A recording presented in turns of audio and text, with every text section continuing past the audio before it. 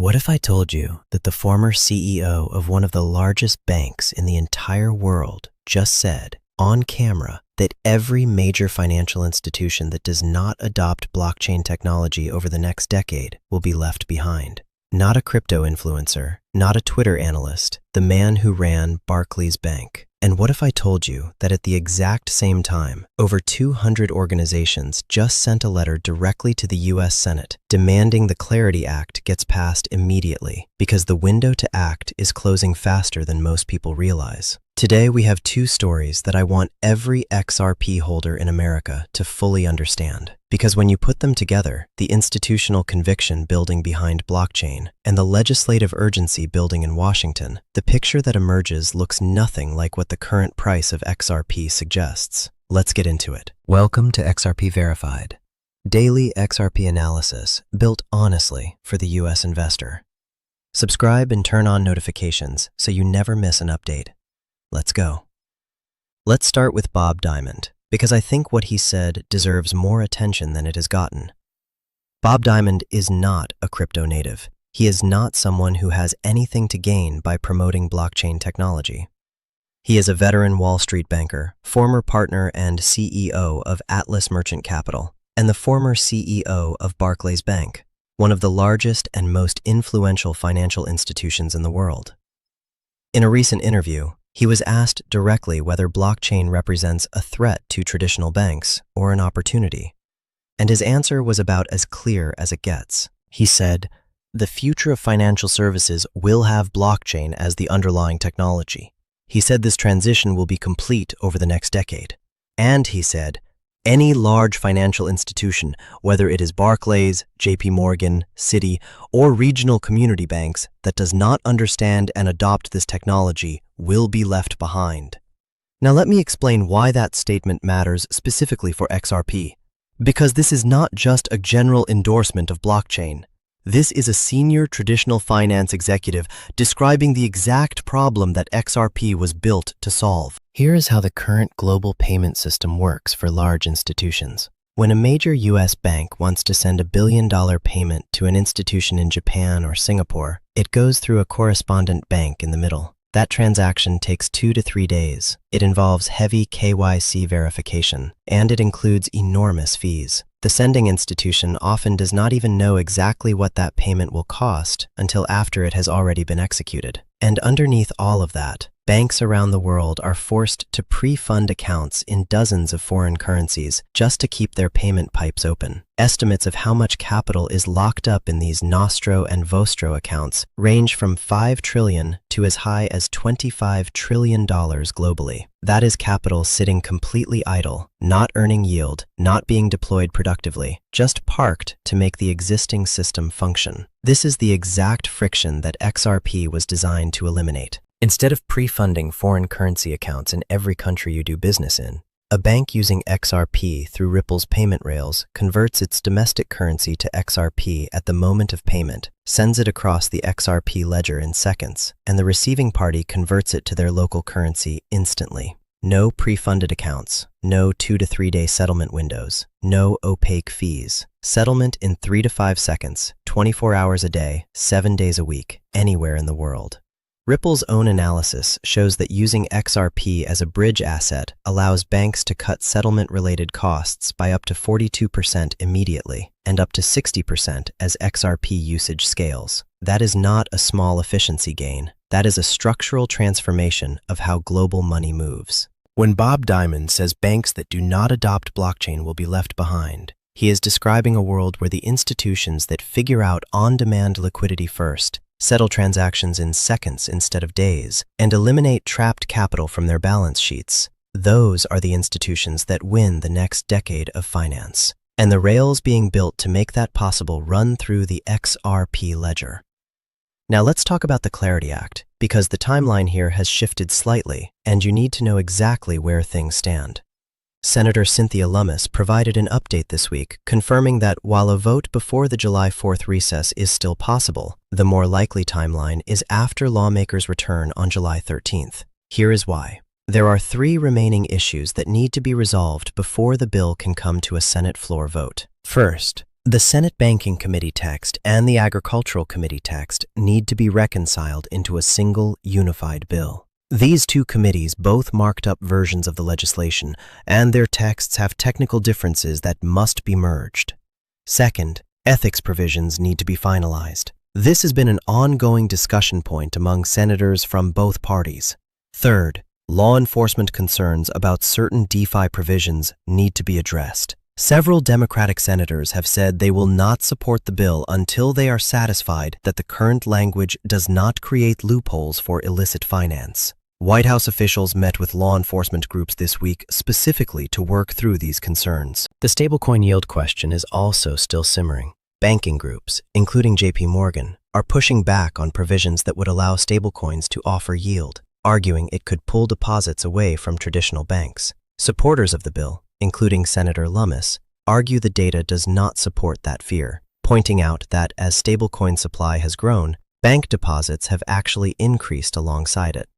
Now here is the big picture context that matters. Over 200 organizations, including Ripple, Coinbase, Binance, Uniswap, Solana, and dozens of others, just signed and delivered a letter directly to Senate Majority Leader John Thune and Minority Leader Chuck Schumer, demanding the Clarity Act be scheduled for a Senate floor vote immediately. The letter was organized by Stand With Crypto, the Blockchain Association, the Crypto Council for Innovation, and the Digital Chamber. It represents the entire crypto and fintech industry, speaking with one unified voice to Congress. Get this done now. Patrick Wyatt, the White House crypto advisor, said publicly this week that good faith negotiations are still ongoing, the issues have narrowed, and time is of the essence. That language, time is of the essence, from someone inside the White House, tells you exactly how seriously the administration is taking this deadline. Why does the timing matter so much? Because the midterm election cycle is approaching. Once campaigns kick into full gear, meaningful legislation gets put on hold. If the Clarity Act does not pass before that window closes, it could be delayed by a year or more. Every week that passes without clarity is another week that institutions with money ready to deploy into XRP at scale are waiting on the sidelines. Now here is something else from this week that connects directly to the Clarity Act conversation, and it is specifically about XRP's positioning once this legislation passes. Luke Judges, Ripple executive, gave a brand new interview this week where he broke down exactly which tokenization use cases he believes will find product market fit first on the XRP Ledger. His answer was precise, and it matters. He said the assets most likely to succeed on blockchain rails first are the ones closest to cash, not because other asset classes are not interesting, but because liquidity follows liquidity. Tokenizing an illiquid asset does not automatically make it liquid. The assets that are already highly liquid are the ones that move most naturally onto blockchain infrastructure. So the roadmap he laid out is this. Stablecoins are already happening and succeeding. Money market funds are next. Ripple is specifically targeting the repo market around money market funds, a market that represents $7 to $10 trillion globally, with approximately $2 trillion in daily volume. And after that, equities. Once regulatory clarity around securities classification is established. He also pointed to something that connects directly to what Bob Diamond said about settlement inefficiency. T+2 settlement, meaning stock trades take 2 full days to actually settle, is a structural inefficiency that costs institutions enormous amounts in tied-up capital. On the XRP Ledger, that same settlement takes 3.5 seconds. The cost of capital efficiency improvement from that alone is massive for institutional participants. This is the roadmap. Stablecoins to money market funds, to repo, to equities. And at every step, XRP functions as the neutral bridge asset, providing on-demand liquidity between the pieces. Now let me give you the honest current picture, because this channel does not just share the bullish developments and pretend the short-term risks do not exist. XRP is currently trading around $1.10 to $1.15. The broader crypto market remains under pressure. The Clarity Act timeline has shifted slightly from July 4th to more likely mid-July. That delay, while not catastrophic, extends the period of regulatory uncertainty that has kept some institutional capital on the sidelines. June has historically been a weak month for XRP. There are analysts pointing toward the 80 to 90 cent range as a possible downside scenario if current support levels fail. XRP breaking and sustaining below $1.05 could trigger the psychological test of the $1 level. The macro environment is also still challenging. The Federal Reserve is holding rates elevated. Inflation data this week, CPI today and PPI Thursday, will directly influence market sentiment. Oil prices moving back toward the 80s could help cool inflation and increase rate cut probability later in the year, which would be a tailwind for risk assets. On the ETF side, XRP ETFs have now been open for several months and have shown remarkable resilience. In only about 14 to 15 trading days out of the last 200 have we seen net outflows. Only one full calendar month, March 2026, showed a negative net flow overall. While Bitcoin ETFs ran their longest ever outflow streak and Ethereum ETFs struggled, XRP ETF holders have been consistent net buyers. Binance inflow data also shows XRP deposits from large holders, 1 million plus XRP transactions, are declining. That means large holders are not rushing to sell, they are holding. Exchange supply remains near 8-year lows. The selling pressure that would come from mass distribution simply is not appearing in the data. Here is the full picture as it stands today. Bob Diamond, former Barclays CEO, said every major financial institution that does not adopt blockchain over the next decade will be left behind. He described exactly the cross-border payment friction and trapped capital problems that XRP and Ripple are specifically built to solve. Luke Judges of Ripple outlined the tokenization roadmap, stablecoins to money market funds to repo to equities, pointing to a $7 to $10 trillion money market fund market and a $9 trillion repo market as near-term targets for the XRP Ledger. Over 200 organizations delivered a letter to the U.S. Senate demanding the Clarity Act be brought to a floor vote immediately, with the updated timeline now pointing to mid-July after lawmakers return from the July 4th recess.